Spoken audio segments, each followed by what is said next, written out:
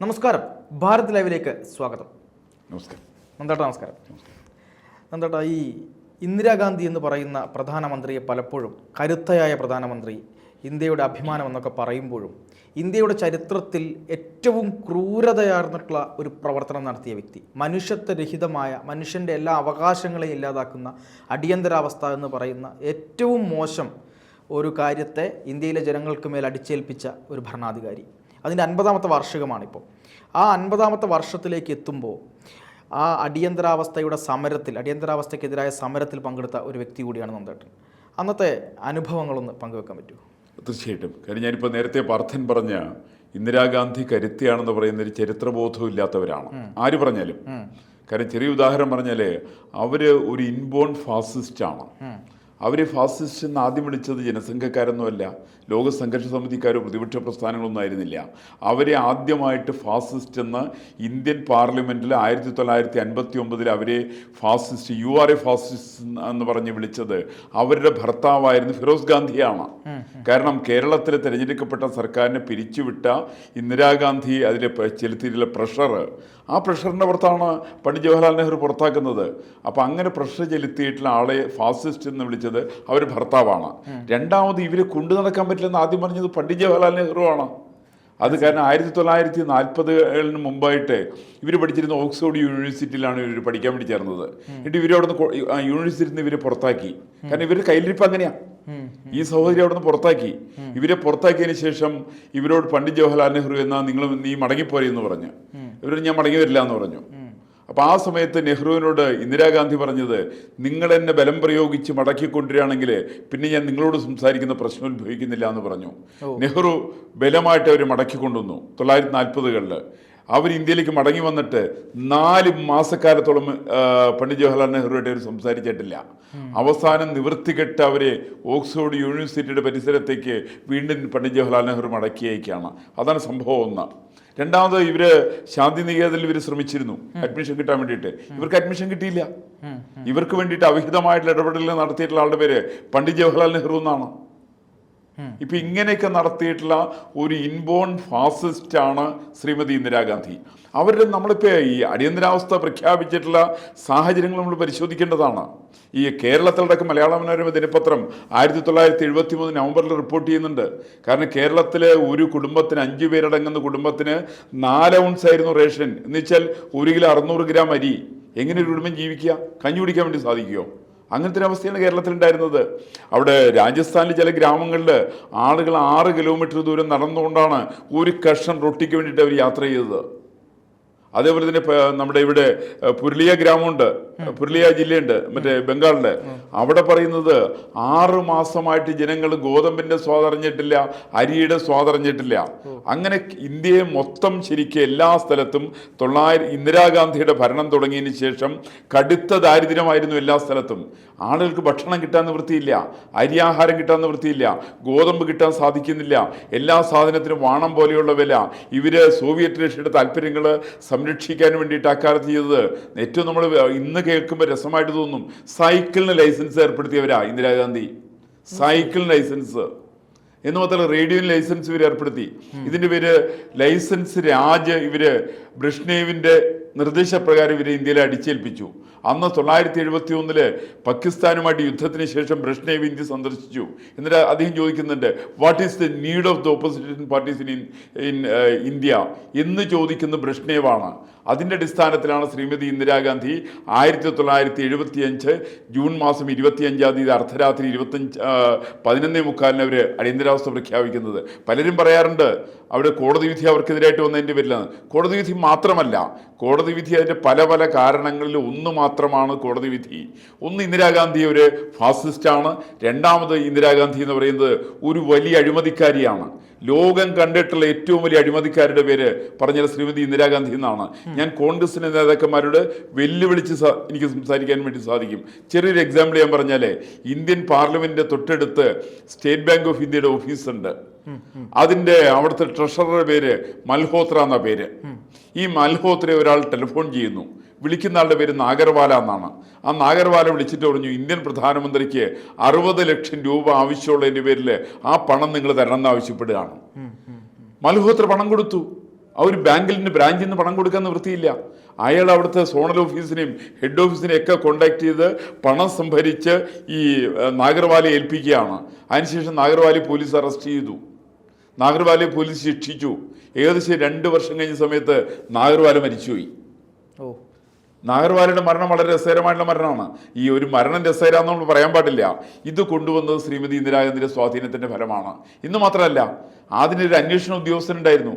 ഈ അന്വേഷണ ഉദ്യോഗസ്ഥൻ 1 കൊല്ലം കാലം കഴിഞ്ഞ സമയത്ത് അന്വേഷണ ഉദ്യോഗസ്ഥൻ മരിച്ചുപോയി, മരണപ്പെട്ടു. ഇങ്ങനെ അതുമായിട്ട് ഇവരുടെ സാമ്പത്തിക കാര്യങ്ങളുമായിട്ട് ബന്ധപ്പെടുന്ന മുഴുവൻ ആളുകളും മരണപ്പെടുന്നു. ഈ ടെലിഫോൺ ചെയ്ത ആള് വേറെ ആളുടെ പേരിൽ നാഗർവാല സംസാരിച്ചത് PN ഹക്സർ എന്ന് പറയുന്ന ഇന്ദിരാഗാന്ധിയുടെ സെക്രട്ടറി ഉണ്ട്, അയാളുടെ പേരിൽ സംസാരിച്ചു. ഒന്നുകൂടി ഉറപ്പിക്കാൻ വേണ്ടിയിട്ട് ശ്രീമതി ഗാന്ധിയുടെ പേരിൽ ഏതോ ഒരു സ്ത്രീ സംസാരിച്ചു എന്നൊക്കെയാണ് പറയുന്നത്. അങ്ങനെ സംസാരത്തിൻ്റെ പുറത്ത് അന്നത്തെ 60 ലക്ഷം എന്നൊക്കെ പറഞ്ഞ ഇന്നത്തെ എത്ര കോടി വരുന്ന കണക്കുണ്ടാവില്ല. നാഷണൽ ഹെറാൾഡിന്റെ അഴിമതി വേറെയാണ് കേട്ടോ, അതൊക്കെ ഇന്ദിരാഗാന്ധിയുടെ കാലത്ത് നടന്നതാണ്. ഇങ്ങനെയുള്ള കോടിക്കണക്കിന് ഉറുപ്പിയുടെ അഴിമതി നടത്തിയിരിക്കുന്ന ഒരു ഭീകരയായിട്ടുള്ള അഴിമതിയുടെ അവതാരമായിരുന്നു പണ്ഡിറ്റ് ഈ പറയുന്ന ശ്രീമതി ഇന്ദിരാഗാന്ധി. അതിൻ്റെ പേരിലാണ് അവർ അടിയന്തരാവസ്ഥ പ്രഖ്യാപിക്കുന്നത്. അവർ നിലനിൽപ്പിന്റെ പ്രശ്നമാണ്. അവർ തീരുമാനിച്ചത് അടിയന്തരാവസ്ഥ പ്രഖ്യാപിച്ച് രാത്രി 11:45 അത് ഒപ്പിടിക്കാൻ കൊണ്ടുവന്നത് അന്നത്തെ രാഷ്ട്രപതിയുടെ മുമ്പിലാണ്. അദ്ദേഹത്തിന്റെ പേര് ഫക്രുദ്ദീൻ അലി അഹമ്മദ് എന്നാണ്. അദ്ദേഹം ഒരു റബ്ബർ സ്റ്റാമ്പാ, ഒരു 10 കാശിന് കൊള്ളാത്ത രാഷ്ട്രപതി. ഈ പറയുന്ന ആള് അന്ന് അബുവിൻ്റെ ഒരു വലിയൊരു കാർട്ടൂൺ ഇന്ത്യൻ എക്സ്പ്രസ്സിൽ വന്നതാണ്. അത് പ്രസിദ്ധീകരിച്ചത് 1975 ജൂൺ മാസം 27-ാം തീയതി. കാരണം 25-ാം തീയതി അർദ്ധരാത്രി പത്രത്തിൽ നടന്ന സംഭവത്തിൻ്റെ വാർത്ത 26-ാം തീയതി വരില്ല, 27-ാം തീയതി വരിക. അതിനു വേണ്ടിയിട്ടാണ് ഇവരങ്ങനെ സംഗതി ചെയ്യുകയും ചെയ്തത്. അന്ന് ഇതേപോലെ റേഡിയോ സംവിധാനം TV ഒന്നുമില്ല, ആർക്കും ലൈവായിട്ട് വാർത്തകൾ കൊടുക്കാൻ സാധിക്കില്ല. പിറ്റേ ദിവസമാണ് ഇന്ത്യയിലെ ജനങ്ങൾ വിവരം അറിയുന്നത്. അങ്ങനെ അറിയുന്ന സമയത്ത് TV എന്ന അബു വരച്ചൊരു കാർട്ടൂണിനകത്ത് ഒരു ബാത്ടബിനകത്ത് രാഷ്ട്രപതി കിടക്കുന്നു, ഇന്ദിരാഗാന്ധി ഒപ്പിടിക്കാൻ പേപ്പർ കൊണ്ട് കൊടുക്കുന്നു. ആ പേപ്പറിൽ ഒപ്പിട്ടതിന് ശേഷം ഫക്രുദ്ദീൻ അലി അഹമ്മദ് ചോദിക്കുകയാണ്, എനിത്തിങ് എൽസ്, ഇനി എന്തെങ്കിലും കൊണ്ടുവന്നിട്ടുണ്ടോന്ന്. എന്തുണ്ടെങ്കിലും ഒപ്പിട്ട് കൊടുക്കാൻ തയ്യാറുള്ള തനി റബ്ബർ സ്റ്റാമ്പായിരുന്നു അന്നത്തെ ഭാരതത്തിൻ്റെ രാഷ്ട്രപതി ഫക്രുദ്ദീൻ അലി അഹമ്മദ്. സാധാരണ ഒരു നിയമം പറയുന്നത് ഒരു അടിയന്തരാവസ്ഥ ഉള്ളപ്പോൾ മറ്റേ അടിയന്തരാവസ്ഥ പ്രഖ്യാപിക്കാൻ പാടില്ല. 1971 ഇന്തോ പാകിസ്ഥാൻ യുദ്ധത്തിൻ്റെ ഭാഗമായിട്ട് പ്രഖ്യാപിച്ചിരുന്ന അടിയന്തരാവസ്ഥ പിൻവലിക്കാതെ കണ്ടാണ് 1975 ജൂൺ 25-ാം തീയതി രണ്ടാമത്തെ അടിയന്തരാവസ്ഥ പ്രഖ്യാപിക്കുന്നത്. അതൊന്ന്. രണ്ടാമത്തത്, സാധാരണ അടിയന്തരാവസ്ഥ പ്രഖ്യാപിക്കണമെങ്കിൽ മന്ത്രിസഭാ തീരുമാനം വേണ്ടേ? ഇതെവിടെയാണ് മന്ത്രിസഭയുടെ തീരുമാനമുള്ളത്? രാഷ്ട്രപതി ഒപ്പിട്ട ഓർഡിനൻസ് അന്നത്തെ രാത്രി തന്നെ ഏകദേശം ഇന്ത്യയിലുള്ള പ്രധാനപ്പെട്ട എല്ലാ പ്രതിപക്ഷ നേതാക്കന്മാരെ അറസ്റ്റ് ചെയ്തു. ഇന്ത്യൻ സ്വാതന്ത്ര്യ സമരത്തിൻ്റെ ഏറ്റവും നെടുന്തൂണായിട്ട് നിലനിന്നിട്ടുള്ള ജയപ്രകാശ് നാരായണനെ അറസ്റ്റ് ചെയ്തു, മൊറാർജി ദേശായി അറസ്റ്റ് ചെയ്തു, ലാൽകൃഷ്ണ അദ്വാനി അറസ്റ്റ് ചെയ്തു, അടൽ ബിഹാരി വാജ്പേയി അറസ്റ്റ് ചെയ്തു, ചൗധരി ചരൺ സിംഗിനെ അറസ്റ്റ് ചെയ്തു. ഇന്ന് വേണ്ട ഇന്ത്യയിൽ അറിയപ്പെടുന്ന എല്ലാ പ്രതിപക്ഷ പ്രസ്ഥാനത്തിൻ്റെയും നേതാക്കന്മാരെ മുഴുവനായിട്ട് അറസ്റ്റ് ചെയ്തു. അതുപോലെ തന്നെ കേന്ദ്ര മന്ത്രിസഭ ഉണ്ടായിരുന്നു, ചില സീനിയർ മന്ത്രിമാർ. അതിൽ ഒരാളുടെ പേര് ജഗജീവൻ റാം എന്നാണ്, മറ്റൊരാൾ YB ചവാനാണ്. വളരെ സീനിയർ ആയിരിക്കുന്ന 2 മന്ത്രിമാരാണ്. ഈ 2 മന്ത്രിമാരെ ആ സമയത്ത് വീട്ടുതടങ്കലിലാക്കി. എന്നിട്ടാണ് പിറ്റേ ദിവസം രാവിലെ 8 മണിക്ക് കേന്ദ്രമന്ത്രിസഭയുടെ അടിയന്തര യോഗം ചേർന്ന് ഈ പറയുന്ന ഓർഡിനൻസിന് അംഗീകാരം കൊടുക്കുന്ന മന്ത്രിസഭ. അങ്ങനെയാണ് സാധാരണ മന്ത്രിസഭ തീരുമാനിക്കുന്ന കാര്യം. നമ്മൾ സാധാരണ നാടൻ ഭാഷയിൽ ആരും പറയാറുണ്ട്, അടിച്ച വഴി പോയി പോയ വഴി അടിക്കുക എന്ന് പറയും. ഇന്ദിരാഗാന്ധി ഇതിൻ്റെ ആളാണ്.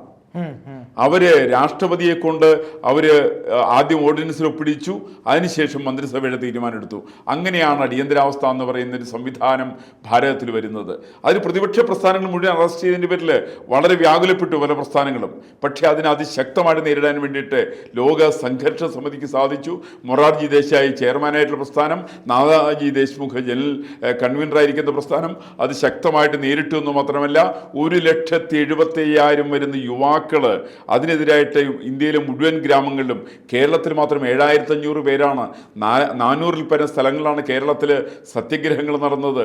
അത് തികച്ചും മഹാത്മാഗാന്ധി വിഭാവനം ചെയ്ത പോലെയുള്ള അക്രമരഹിതമായിരിക്കുന്ന അടികൊണ്ട സമയത്ത് തിരിച്ചടിക്കാതെ കണ്ട് മുഴുവൻ അടികളും ഏറ്റുവാങ്ങിച്ചിരിക്കുന്ന യുവജനങ്ങൾ, കേരളത്തിലെ 7500 പേരുടെ ആവറേജ് പ്രായം 21 വയസ്സ് പ്രായമായിരുന്നു എന്ന് പറയുന്ന സമയത്ത് അടിയന്തരാവസ്ഥയിലുള്ള യുവജനങ്ങളുടെ ഒരു പ്രകടനം നമ്മളെ സംബന്ധിച്ച് ബോധ്യമാകും. അത് അഖിലഭാരതീയ അടിസ്ഥാനത്തിൽ വരുന്ന സമയത്ത് 1,75,000 പേരുടെ പ്രായം 23 വയസ്സായിരുന്നു എന്നുള്ളത് മനസ്സിലാക്കേണ്ടതാണ്. ഒരൊറ്റ സംഭവം കൂടി ഞാൻ ഇതിനെ സംബന്ധിച്ച് സൂചിപ്പിക്കാം. ഇവിടെ അടുത്തുള്ള ഗുരുവായൂരിൽ സമരം നടന്നു. ഡോക്ടർ രാധാ ബാലകൃഷ്ണന്റെ നേതൃത്വത്തിൽ അവരാണ് സമരം നയിച്ചത്. അന്ന് അവർ സമരത്തിന് പോയ സമയത്ത് അവരുടെ കൂടെ ഉണ്ടായിരുന്ന ജയിലിൽ തടവറയിലാക്കപ്പെട്ട ഒരു പെൺകുട്ടിയുണ്ട്. അവളുടെ പ്രായം 3.5 വയസ്സായിരുന്നു. ആ പെൺകുട്ടിയാണ് ഇന്നത്തെ ഭാരതീയ ജനതാ പാർട്ടിയുടെ ഗുരുവായൂർ ജില്ലാ പ്രസിഡന്റായിരിക്കുന്ന നിവേദിത സുബ്രഹ്മണ്യൻ. 3.5 വയസ്സിലാണ് അവർ അറസ്റ്റ് ചെയ്യപ്പെടുന്നത്. അവരോടൊപ്പം മറ്റൊരു സ്ത്രീ ഉണ്ടായിരുന്നു. അവരുടെ പേര് ശ്രീദേവി അന്തർജനം എന്നാണ്. ശ്രീദേവി അന്തർജനം ആ സമയത്ത് തൻ്റെ 2.5 വയസ്സുള്ള ജയശ്രീ എന്ന് പറയുന്ന കുട്ടി, അവളെ ഒക്കത്തെടുത്തുകൊണ്ടാണ് അമ്മ പോകുന്നത്. എനിക്ക് ആ ജയശ്രീയുടെ ഞാൻ അടുത്തിടയ്ക്ക് സംസാരിച്ചിരുന്നു. അവരിപ്പോൾ മണ്ണാർക്കാടാണ് താമസിക്കുന്നത്. അവർ രേഖകളൊക്കെ എൻ്റെ കൈവശമുണ്ട്, ഒരു ടെലിഫോൺ നമ്പറടക്കം എൻ്റെ കൈവശമുണ്ട്. ഇങ്ങനെ ഈ പറയുന്ന ആള് 2.5 വയസ്സിൽ ഇന്ത്യയുടെ ഭാരതത്തിൻ്റെ ലോകത്തിൻ്റെ ചരിത്രത്തിൽ ആദ്യമായിട്ട് 2.5 വയസ്സുകാരി 3 വയസ്സുകാരിയെ വരെ കൽത്തുറുങ്കിൽ അടച്ചിട്ടുള്ള ഏകാധിപതിയായിരുന്നു ഇന്ദിരാഗാന്ധി. അവർ കൊണ്ടുവന്നിട്ടുള്ള സംഗതിയാണ് അടിയന്തരാവസ്ഥ. അതിനകത്ത് ഒരു ജനാധിപത്യമില്ല, ഒരു ഭരണഘടന അതിനകത്തില്ല. അവർ തികഞ്ഞ ഫാസിസ്റ്റാണ്, അവർ അഴിമതിക്കാരിയാണ്, ഭരണഘടനാ ലംഘകയാണ്. അവർക്ക് ഒരു തരത്തിലും ഭാരതത്തിനോട് ഒരു സ്നേഹവും ഉണ്ടെന്നുള്ളത് അവർ ചെയ്തികളിൽ നിന്ന് ഇല്ല എന്നുള്ളത് നമുക്ക് തീർത്ത് പറയാൻ വേണ്ടി സാധിക്കും. തീർച്ചയായിട്ടും. എന്തായാലും അടിയന്തരാവസ്ഥയുടെ ക്രൂരമുഖങ്ങൾ എന്തായാലും അടുത്ത എപ്പിസോഡിൽ കൂടുതൽ വിവരങ്ങൾ നമുക്ക് ചർച്ച ചെയ്യാം.